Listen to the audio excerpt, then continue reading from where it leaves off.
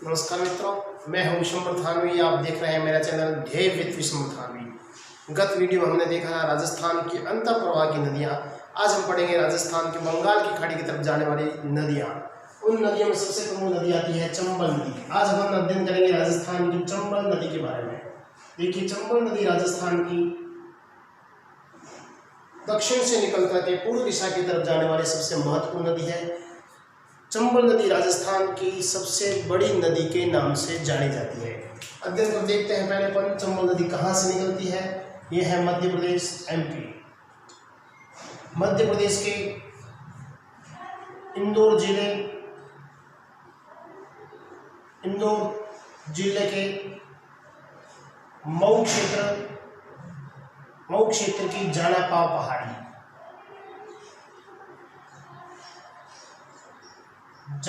पहाड़ी से इसका उद्गम होता है। ये देखिए, ये विंध्याचल पर्वत श्रृंखला है और इन विंध्याचल पर्वत श्रृंखला में से यहाँ जानापाव पहाड़ी, इस जानापाव पहाड़ी से निकलती है यह नदी चंबल नदी।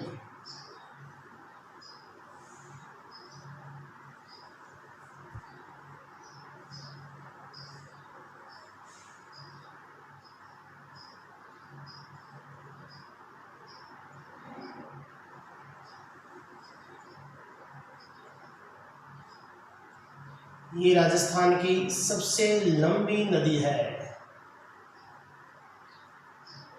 यहां से निकलती है चंबल नदी। अगर प्रश्न पूछा जाता है चंबल नदी का उद्गम कहाँ से है, उद्गम होता है इसके मध्य प्रदेश के इंदौर जिले के मऊ स्थान से। जानापाव पहाड़ी यहाँ पास में ही है। मध्य प्रदेश की विंध्याचल पर्वत श्रृंखला है। इस विंध्याचल पर्वत श्रृंखला से इसका उद्गम होता है। विंध्याचल पर्वत और जानापाव पहाड़ी दो हमें याद रखनी है। मध्य प्रदेश से उद्गम होने के पश्चात यह नदी मंदसौर जिले से निकलती है। मंदसौर जिले से निकलने के पश्चात यहाँ दो पठारी क्षेत्र है, भानपुरा और रामपुरा। इन दोनों पठारियों से निकलने के पश्चात यहाँ एक बहुत बड़े बांध का निर्माण करती है, जो चंबल नदी का सबसे बड़ा बांध है। इस बांध का नाम है गांधी सागर बांध। इस गांधी सागर बांध का निर्माण करती है। फिर बाद में राजस्थान में यहाँ प्रवेश करती है चित्तौड़गढ़ का एक स्थान है चौरासीगढ़ से यह प्रवेश करती है राजस्थान में।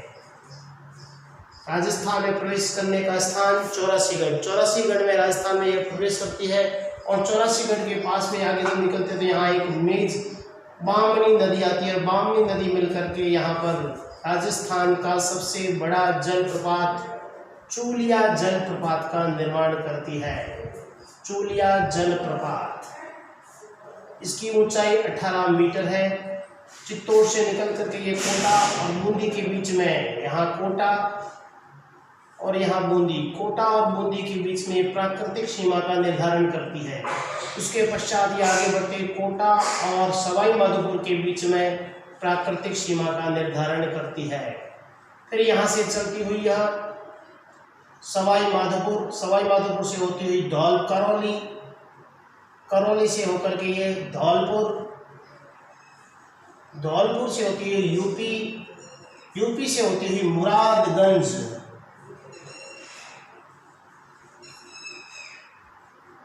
मुरादगंज इटावा। यहाँ आने वाली नदी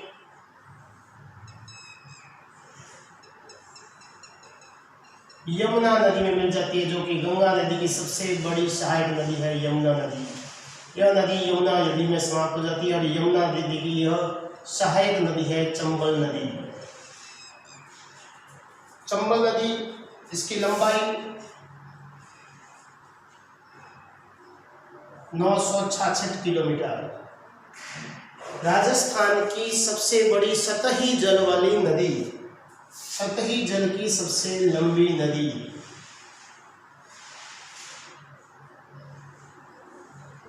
अब अपने पूरे प्रवाह क्षेत्र का अपवाह क्षेत्र का 20.90% ये राजस्थान में अपना जल अपवाह क्षेत्र करती है।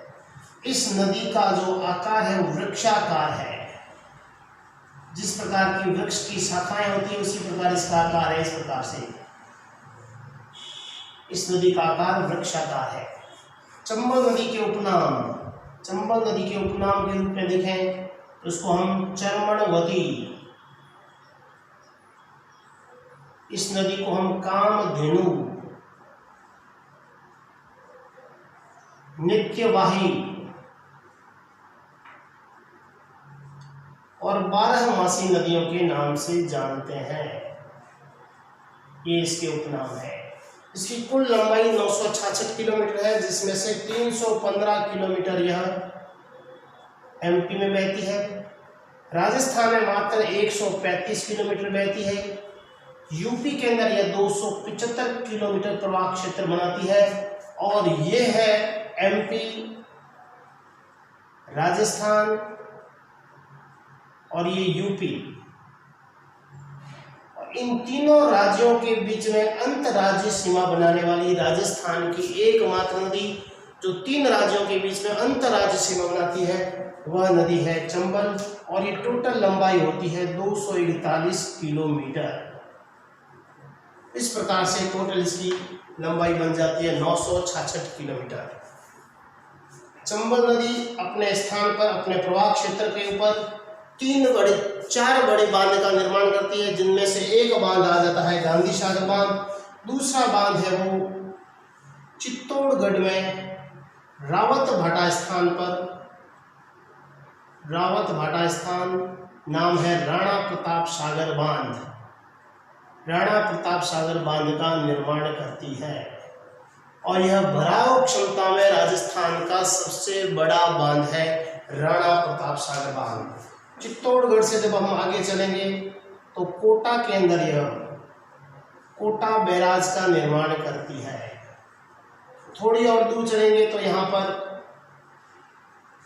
जवाहर सागर बांध का निर्माण करती है।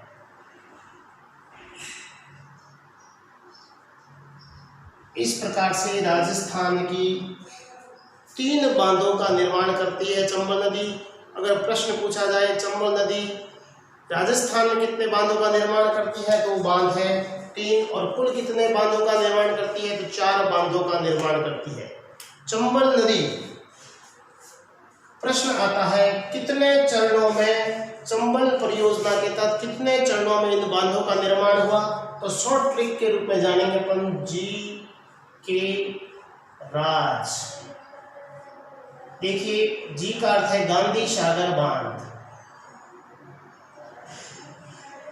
पहला चरण। के का अर्थ है कोटा बैराज, पहला चरण। दोनों बांध चंबल नदी परियोजना के तहत पहले चरण में दोनों बांध का निर्माण होता है। उसके पश्चात आता है रा से राणा प्रताप सागर बांध, राणा प्रताप सागर बांध दूसरे चरण में। उसके बाद आता है जवाहर सागर बांध, यह तीसरे चरण में निर्मित होता है।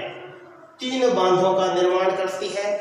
इनमें से एकमात्र ऐसा बांध है कोटा बैराज बांध, सिर्फ सिंचाई और पेयजल के रूप में प्रयुक्त होता है। बाकी तीनों बांध गांधी सागर बांध, प्रताप सागर बांध और जवाहर सागर बांध, ये तीनों बांध सिंचाई, पेयजल, इसके अलावा विद्युत उत्पादन का प्रमुख काम करते हैं। विद्युत उत्पादन इन तीनों बांधों से होता है। और एक प्रश्न ऐसा भी आता है राजस्थान की एकमात्र नदी जो अपने 100 किलोमीटर क्षेत्र में 3 बांधों का निर्माण करती है और उन तीनों बांधों से विद्युत उत्पादन होता है। तीनों बांधों से विद्युत उत्पादन होता है। अब चलते हैं अपन पुनः। यह जो नदी मंदसौर से होकर के 84गढ़ के पास राजस्थान में प्रवेश करती है, फिर बाद में चित्तौड़गढ़ से निकल करके कोटा और बूंदी में प्राकृतिक सीमा का निर्धारण करती है। और कोटा के पास में ही नौने राजस्थान पर एक नदी आकर के इसे मिलती है, जिस नदी का नाम है काली सिंध, जब हम चंबल नदी की सहायक नदियां पढ़ेंगे तो सहायक नदियों में हम इसका उल्लेख पढ़ेंगे। काली सिंध नदी आकर के मिलती है नौनेरा नामक स्थान पे, फिर आगे चलती है और बूंदी क्षेत्र के अंदर, बूंदी क्षेत्र में सर्वाधिक गहरी, यह जो नदी है वो सर्वाधिक गहरी है, लंबे गहरे गार्ज का निर्माण करती है, वो भी केशोरायपाटन स्थान, केशोरायपाटन स्थान पर यह नदी सबसे गहरी नदी है। सबसे अहम बिंदु आता है अवनालिका अपर्दन। यह नदी अवनालिका अपर्दन अर्थात उत्खात स्थलाकृति का निर्माण करती है। अवनालिका अपर्दन उत्खात स्थलाकृति का अर्थ होता है ये बेड लैंड एरियाज बनाते हैं। विश्व की एकमात्र नदी जो बेड लैंड एरिया का निर्माण करती है, अर्थात वह क्षेत्र जो लंबे चौड़े गहरे गार्ज बनाती है और जो टूटे फूटे क्षेत्र होते हैं जहाँ कृषि योग्य भूमि नहीं होती, इस क्षेत्र को कहते हैं अपन बेड लैंड एरियाज, उत्खात स्थलाकृति। और अवनालिका अपर्दन करती है अपने साथ उपजाऊ मिट्टी को बहा करके यह ले जाती है। इसी क्षेत्र में यदि यह नदी गरजती हुई बहती है जिसे कहते हैं वाटर सफारी। कौन सी नदी राजस्थान की वाटर सफारी के नाम से जानी जाती है? वही यह नदी है चंबल नदी। कोटा और बूंदी के पास में ही यह नदी, इस नदी में उदबिला, घड़ियाल इत्यादि पाए जाते हैं, इसलिए इस नदी को घड़ियालों की प्रजनन स्थली, घड़ियालों की प्रजनन स्थली या शरण स्थली के नाम से जाना जाता है। राजस्थान, मध्य प्रदेश और उत्तर प्रदेश तीनों राज्यों को मिलाकर के एक नदी सेंचुरी, नदी अभ्यारण्य का निर्माण किया जा रहा है, विकसित किया जा रहा है। एकमात्र राजस्थान का नदी अभ्यारण्य होगा जो कि मध्य प्रदेश, राजस्थान और उत्तर प्रदेश के तीनों के मिलने से इसका निर्माण होगा। इसी नदी के बीच में एक गांगेय सूस नामक स्तनपायी जानवर पाया जाता है। स्तनपायी एकमात्र स्थान है जहाँ पे चंबल नदी में पाया जाता है। चंबल नदी राजस्थान की एकमात्र नदी है जो यूनेस्को की विश्व धरोहर सूची में नामित, विश्व की यूनेस्को धरोहर सूची में इसको नामित किया गया है। यह है चंबल नदी। चंबल नदी राजस्थान की सबसे प्रमुख नदी है। प्रश्न आता है राजस्थान की सबसे बड़ी नदी कौन सी है? तो ये प्रश्न बनेगा राजस्थान की सबसे बड़ी नदी चंबल नदी। राजस्थान की पूर्ण प्रवाह की दृष्टि से, पूर्ण अपोहा की दृष्टि से राजस्थान की सबसे बड़ी नदी कौन सी है? वो नदी है बनास नदी, जो कि इसी चंबल नदी की सहायक नदी के नाम से जानी जाती है, बनास नदी। दोनों प्रश्नों में अंतर है, थोड़ा सा समझ करके इसको करना है। तो मित्रों, ये थी हमारी चंबल नदी का प्रवाह क्षेत्र। इसके पश्चात हम आगे बढ़ेंगे राजस्थान के अंदर चंबल नदी की कौन सी सहायक नदी है। आने वाले वीडियो में आप जरूर देखिए, भूलिए मत, क्योंकि एक विशेष ट्रिक लाने वाला हूं मैं जो अब तक आपने न पढ़ी है न सुनी है, चंबल नदी की सहायक नदियों की विशेष ट्रिक। तो देखते रहिए मेरा अगला वीडियो, प्लेलिस्ट में आप देखते रहिए। धन्यवाद, थैंक यू।